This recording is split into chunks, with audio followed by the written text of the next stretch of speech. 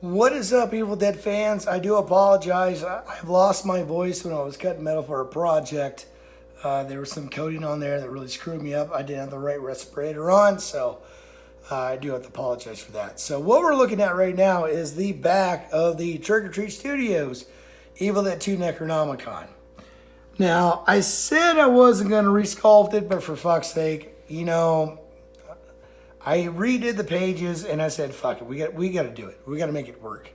So it's not done, but I'll show you my progress so far and things I've done. That's where we're at so far with the resculpt. Now, one thing I had to do is grab a ton of reference photos. One thing you notice here in the eyes is I had to drop the eyes down, I had to drop the nose down, and change the mouth in certain ways to make it more accurate. One thing that you'll notice here is a different lip line. You will see how it's cut out right here. So you have this prominent line, this prominent line. This line actually melts into this bottom lip piece that leaves a split. This piece does the same thing and drops down into the proper lip position down here with all these details. And what I'm doing with the details, I'm going over everything that specific screenshot is from Evil Dead 2. There was more than one hero book. I had to really decide what I wanted to do with this corner here because it is different from book to book that Tom did.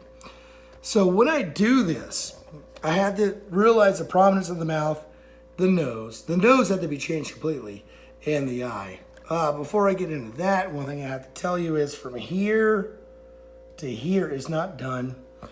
This is not done. That's not done. And this needs to be made more prominent. Because when I do the painting on it, what's going to happen is it's going to dumb down the details a little bit.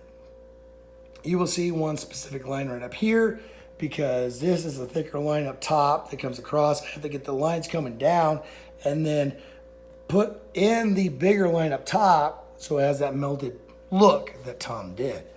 Another thing that I have to work on and still keep going is you see that proper flow down here that Evil Dead 2 had in the book. I think do the same thing on top and resculpt it that way. And what I'm using to resculpt it is air dry foam clay because I want that flexibility. I mean, I'm going to seal it up and everything, paint it, you name it. I'm going to do the same thing. So just get ready for that. It's going to be the front cover, the back cover, the spine, inside, outside, you name it. One thing that I'm going to tell you is whenever I do the sculpting on this, I have to look at it from the angle, the downward angle like this. Also, I have to look at it from a side angle at the right lighting so I get that correct lighting because the mouth is prominent, the most prominent, the nose is the next prominent, then the eyes. So I have to get all that correct. Let's look at some of the pages. The pages have been crinkled, worn, torn, burnt, and made to the proper look. Kind of mixing Evil Dead 1 with Evil Dead 2. But it's really coming along. I'm very happy with what's happening here with it.